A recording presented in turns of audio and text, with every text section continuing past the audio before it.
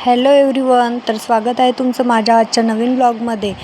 तर इथे मी सुंदर दिवसाची सुरुवात ही माझ्या मुलीपासून करत असते. सकाळी उठल्यानंतर श्रीजाला पण ब्रश करून दिला आणि त्यानंतर मीही ब्रश केला आणि मी ब्रश केल्यानंतर सगळ्यात आधी मी तिच्यासाठी लाईट गव्हाची आंबील करत असते आणि ती आंबील शिजवल्यानंतर तिला मी आंबील खाऊ घालत होते कारण मी रोज सकाळी तिला आंबीलच देत असते कारण स्वयंपाक व्हायचा असतो आणि त्यामुळे तिला भूक पण लागलेली असते आणि दुधामुळे तिला ॲसिडिटी होते त्यामुळेच मी तिला लाईट तर माझ्या मुलीपुढे कधीही जेवण घेतलं, नाश्ता घेतला या अगदी काहीही घेतलं तरी ती खाण्यासाठी मोबाईल मागतेच. आणि आज असं झालं होतं की मी ठरवलं होतं की तिला आज मी मोबाईल देणार नाही, म्हणून मी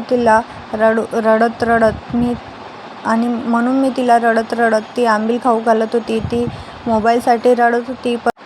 तर रोज माझा जास्त वेळ हिला जेवण चारण्यात जात असते. कामाला मला वेळ लागत नाही, परंतु हिला जेवण चारण्यासाठीच मला भरपूर वेळ लागतो.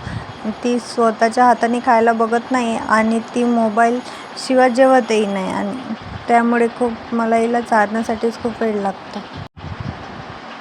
इथे श्रीजाची आंबील संपत आली होती आणि मला आज खूप दिवसानंतर हेअर ऑइल पण करायचं होतं. मी 4 ते 5 दिवसानंतर हेअर ऑइल करत असते. त्यासाठी मी उठल्या अर्धा 1 तासासाठी आंघोळ करेपर्यंत म्हणजे सकाळी उठल्यानंतर हेअर ऑइल करते आणि ज्या दिवशी मला केस धुवायचे असतात त्या दिवशी मी हेअर ऑइल करते केसांना आणि त्यानंतर आंघोळीच्या वेळेला ते धुवून टाकत असते. तर तिचं जेवण झाल्यानंतर मला केसांना तेल लावायचं होतं आणि नंतर बाकी कामं करायची होती. तर तुम्ही बघू शकता मी इथे केसांना तेल लावायला घेतलं आणि श्रीजा म्हटले की मम्मी मी तुला तेल लावून देते आणि ती अशी हट्ट करत होती की ती मला स्वतःला तेल लावू देतच नव्हती. आणि आज मोबाईलमुळे आणि तिला बरं नसल्यामुळे ती डोळेसुद्धा जास्त मिचकवत होती. आज ते बघून मला छानच वाटत नव्हतं. मला असं वाटते नेहमी की जेव्हा ती डोळे मिचकवते तेव्हा ती फक्त मोबाईलमुळेच मिचकवते आणि ज्यावेळेस जास्त प्रमाण वाढून जाते तिचं मोबाईलचं त्यावेळेस ती अशी करतेच. तर माझी श्रीजा इथे खूप छान असं तेल लावत आहे बघू शकता.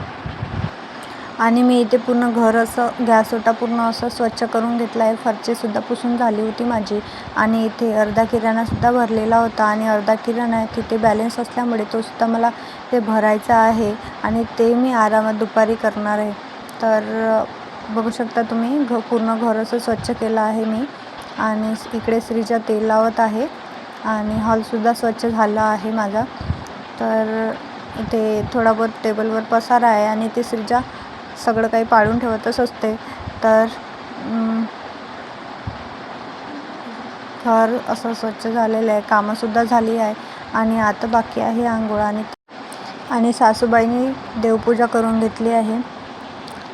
तर बघू शकता आमची देवपूजा झाली आहे आणि देवपूजा करण्याचं काम सासूबाईकडेच असतं. त्या उठल्या सगळ्यांच्या पहिले आंघोळ करतात आणि देवपूजा करतात. तर आणि कामाला मला वेळ होऊन जातो त्यामुळे मला पूजा करायला खूप वेळ होतो, त्यामुळे त्यांना मी सांगते की तुम्ही पूजा करून घ्या. तर इथे माझी आंघोळ झाली होती आणि श्रीजाला जेवण पण चारून झालं होतं आणि श्रीजाला झोपवून दिलेलं आहे.